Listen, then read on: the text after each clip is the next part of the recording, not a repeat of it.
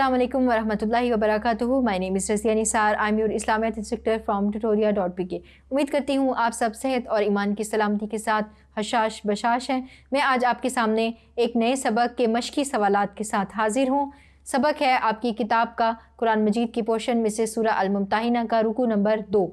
आइए बढ़ते हैं अल-कलिमात व तराकीब की तरफ, जिसमें हम अल्फाज मायनी पेश करेंगे। आपके सामने दो कॉलम है, इसमें एक में अल्फाज दर्ज होंगे और दूसरे में उसके मायनी। आगाज़ करते हैं। पहला लफ्ज़ हमारे पास है आदैतुम। इसका मतलब है तुमने दुश्मनी मोल ली, तुमने अदावत की।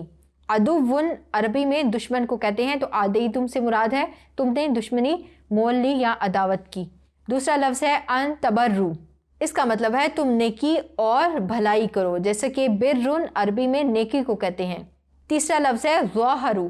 ज़ाहरू से मुराद है उन्होंने एक दूसरे की मदद की। अगला लफ्ज़ है फम ताहिनुहुन।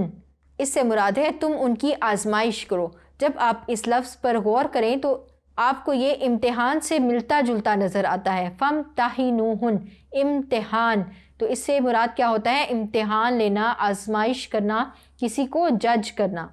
अगला लफ्ज़ हमारे पास है हिल्लुन। हिल्लुन से मुराद है हलाल। तो ये दोनों लफ्ज़ भी आपस में मिलते जुलते हैं, तो आपको बआसानी इसका मतलब समझ में आ जाएगा। अगले लफ्ज़ की तरफ बढ़ते हैं। इसामी।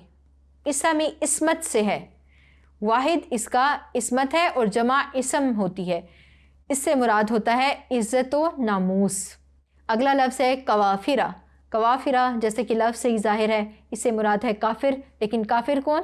काफिर औरतें। इसका वाहिद है काफिरतुन, जमा होती है कवाफिरा, तो यहाँ से मुराद है काफिर औरत। फ़आक़बतुम, इससे क्या मुराद है? इसका मतलब है फिर तुम्हारी नौबत आए या तुम्हारी बारी आए। अक़ब से यानी युबायिना। युबायिना बैत से है और इससे मुराद है कि वो बैत करती हैं। अगला लफ्ज़ है कद याइसु।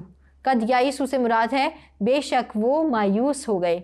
मासियत से है, बेशक वो मायूस हो गए यानी नाउमीद हो गए। अब बढ़ते हैं हम मशकी सवालात की तरफ।